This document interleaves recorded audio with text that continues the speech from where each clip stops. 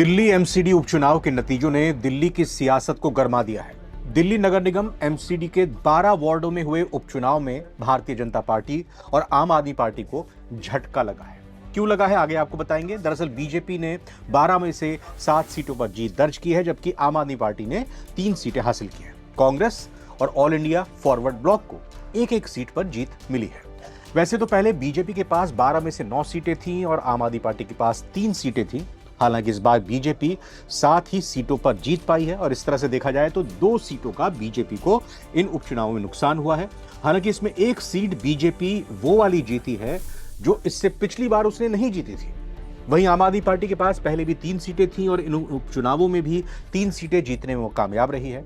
वहीं आम आदमी पार्टी के लिए झटके वाली बात यह है कि जो सीट नगर निगम के 2022 के आम चुनाव में सर्वाधिक मतों से उसने जीती थी, वो आम आदमी पार्टी हार गई है। आम आदमी पार्टी के कैंडिडेट यहां पर तीसरे नंबर पर रहे हैं। वहीं कांग्रेस के लिए चुनाव फायदे वाला साबित हुआ है, क्योंकि बीजेपी के कब्जे वाली संगम विहार सीट कांग्रेस ने हथिया ली है। इधर मुंडका सीट पर आम आदमी पार्टी प्रत्याशी जीत गए हैं, क्योंकि यहां पर बीजेपी के विधायक गजेंद्र दराल से भी लोगों में नाराजगी थी, इसलिए उनको नाराजगी का खामियाजा उठाना पड़ा। इसी तरह से नारायणा में भी आम आदमी पार्टी ने जीत दर्ज की है। यहां पर आम आदमी पार्टी ने बाहरी प्रत्याशी को चुनाव लड़ाने का मुद्दा बनाया था, बीजेपी के प्रत्याशी थे। इस तरह से बीजेपी के खाते की यह सीट भी आम आदमी पार्टी ने जीत ली है। अब इन नतीजों का सबसे बड़ा असर एमसीडी सदन के नंबर गेम पर पड़ा है।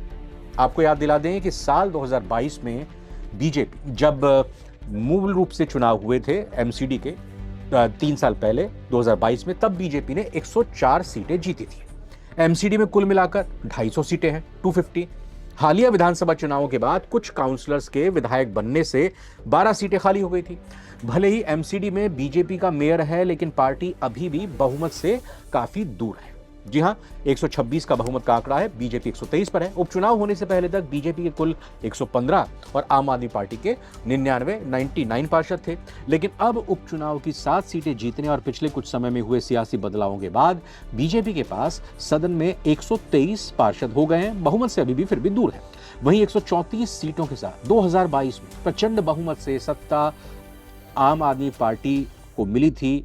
अब उनका आंकड़ा घटकर धीरे धीरे 102 के करीब आ गया है। 99 पहले थी, 3 सीटें ये जीत ली, हो गया 102।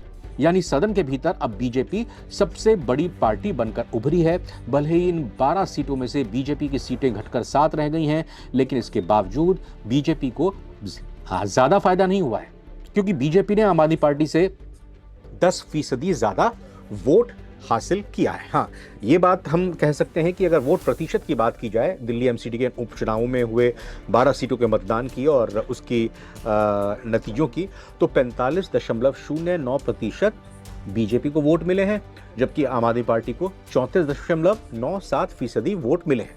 कांग्रेस को 13.44% वोट मिले हैं, जबकि ऑल इंडिया फॉरवर्ड ब्लॉक को 4.38% मत मिले हैं। इनके अलावा निर्दलीय को 1.11% मत पड़े हैं, जबकि नोटा के लिए 0.96% लोगों ने वोट किया है, यानी कि उनको कोई भी कैंडिडेट पसंद नहीं था।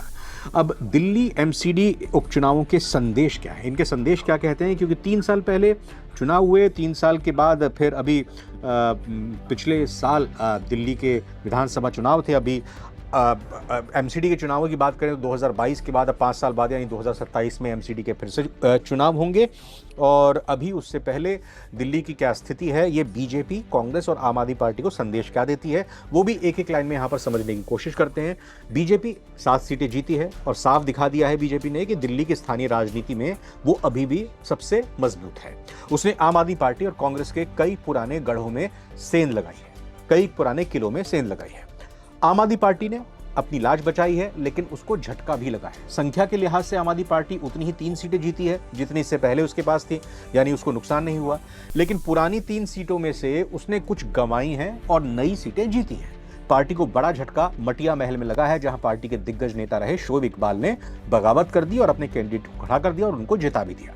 कांग्रेस के लिए क्या संदेश है, कांग्रेस की सरप्राइज वापसी हुई है। आपको लगे भले ही एक सीट कांग्रेस ने जीती है, लेकिन सालों बाद कांग्रेस ने एमसीडी में इस एक सीट को जीतकर सबको चौंका दिया है। ये उसके लिए बड़ी मनोवैज्ञानिक जीत है, खासकर जब उसे दिल्ली में लगातार हार का सामना करना पड़ रहा था। आपको बता दें कि संगम विहार की वो सीट जीती है कांग्रेस पार्टी, जो कि एक ज़माने में एक वक्त में कांग्रेस का गढ़ हुआ करती थी, और बीजेपी से कांग्रेस ने ये सीट हासिल की है। लोकसभा चुनाव 2024 की अगर बात की जाए तो लोकसभा चुनाव में 2024 में कांग्रेस की तरफ से आम आदमी पार्टी की तरफ से दोनों का एक गठबंधन था।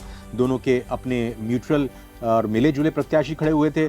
दूसरी तरफ वहाँ पर बीजेपी ने सातों की सातों सीटें अपने नाम कर ली थीं। लेकिन अभी दूसरी तरफ विधानसभा जब चुनाव हुए तो दोनों ही पार्टियों की राह, यानी कि आम आदमी पार्टी और कांग्रेस की राह अलग हो गई थी, और कांग्रेस और आम आदमी पार्टी ने अलग चुनाव लड़कर भी कुछ खास कमाल वो नहीं कर पाए थे। अभी कांग्रेस के कैडर को एक तरह से कहें कि जो दिल्ली का है उसको एक संजीवनी ज़रूर मिली है संगम विहार में वापसी की, क्योंकि संगम विहार वाले इलाके को अगर हम माने, संगम विहार, तिगड़ी, तुगलकाबाद, दक्षिणपुरी, ये दिल्ली का एक ऐसा इलाका है जहां पर अनुसूचित जाति का वोट बैंक काफ़ी ज़्यादा है। और उस लिहाज से अगर देखा जाए तो कांग्रेस अगर और मजबूती के साथ आगे बढ़े तो उस पर वो आगे चलकर दिल्ली में और बड़ा रोल प्ले कर सकती है। अब जो 12 सीटें हैं उनका जल्दी से एक एक सीटों का आंकड़ा भी जान लेते हैं। किस सीट पर किस पार्टी के कौन से प्रत्याशी ने कितने मतों से जीत हासिल की है। सबसे पहले हम बात करते हैं विनोदनगर की। विनोदनगर में सरला चौधरी बीजेपी की चुनाव जीती हैं, 1769 वोटों से जीती हैं। पिछली बार भी बीजेपी की सीट थी, इस बार भी बीजेपी की सीट। द्वारका बी, यहां पर मनीषा देवी बीजेपी की चुनाव जीती हैं, 9100 वोटों से जीत दर्ज की है। यहां भी कोई बदलाव नहीं हुआ, बीजेपी की पहले थी, बीजेपी की अभी है। अशोक विहार में वीना असीजा बीजेपी की चुनाव जीती हैं 405 मतों से, पहले भी बीजेपी, इस बार भी बीजेपी। यहां ग्रेटर कैलाश में भी नतीजों में कोई बदलाव नहीं आया। अंजुम मॉडल बीजेपी की ही चुनाव जीती हैं 4165 से, पहले भी बीजेपी के खाते में ये सीट थी। हाँ, दिचाऊ कला भी वो सीट है जहां पर कोई बदलाव नहीं हुआ है। रेखा रानी बीजेपी की जीती हैं 5637 वोटों से।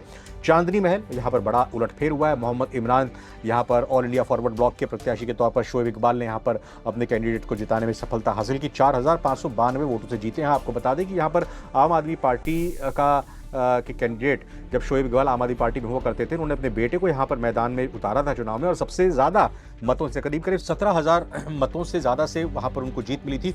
मुंडका सीट पर आम आदमी पार्टी के अनिल ने जीत हासिल की है। पहले ये सीट बीजेपी के पास थी, अब आम आदमी पार्टी के पास आ गई है। 1577 मतों से जीत कर दर्ज की है। मुंडका ये वो सीट है जहाँ पर दिल्ली के पूर्व मुख्यमंत्री साहिब सिंह वर्मा का जन्म हुआ है। ये उनकी कर्मभूमि, जन्मभूमि रही है। और यहाँ पर अगर बीजेपी के कैंडिडेट अगर ये एमसीडी चुनाव में हारे तो एक बड़ी हार यहाँ पर कही जाएगी। संगम विहार सुरेश चौधरी कांग्रेस के जीते हैं, बीजेपी से सीट हासिल की है, 3628 मतों से जीत दर्ज की है। शालीमार बाग बी से अनीता जैन बीजेपी की जीती हैं, 10,101 मतों के सबसे ज़्यादा। इन 9 सीटों के नतीजे जो आए हैं, सबसे ज़्यादा मतों का अंतर जीत के तौर पर उनका यहाँ पर रहा है। दक्षिणपुरी में रामस्वरूप कनौजी आम आदमी पार्टी के चुनाव जीते हैं, पहले भी आम आदमी पार्टी के पास थी, 2262 मतों से जीत दर्ज की है। चांदनी चौक से सुमन कुमार गुप्ता बीजेपी की जीती हैं, 1182 मतों से यहाँ पर उन्होंने जीत हासिल की है। अच्छा, शालीमार बाग का मैं जिक्र कर देता हूँ। अनीता जैन जो बीजेपी से जीती हैं, शालीमार बाग जो अभी हमारी दिल्ली के मुख्यमंत्री हैं, ये एक वक्त में वो भी यहीं से काउंसलर हुआ करती थी। चांदनी चौक की बात हमने कर दी, सुमन कुमार गुप्ता बीजेपी की जीती हैं 1182 मतों से। और आखिर में नारायणा की सीट की बात करें, आम आदमी पार्टी के प्रत्याशी राजन अरोड़ा जीत दर्ज करने में कामयाब रहे, 148 मतों से जीत दर्ज की है। और बीजेपी से आम आदमी पार्टी ने ये सीट अपने पास ले ली है। तो देखा जाए कुल मिलाकर कुछ ना कुछ बीजेपी, आम आदमी पार्टी और कांग्रेस को दिल्ली की जनता ने इन उपचुनाव में दिया ही है। हाँ, न सिर्फ दिया है, एक सबक भी दिया है, सीटें भी दी हैं। और आगे दिल्ली की जनता की बेहतरी के लिए करिए, विपक्ष की भूमिका निभाइए, सरकार के तौर पर बेहतर काम कीजिए। दिल्ली की जनता के इस मैंडेट को इसी तौर पर देखा जा सकता है। फिलहाल इस वीडियो में इतना ही। बहुत बहुत धन्यवाद। नमस्कार।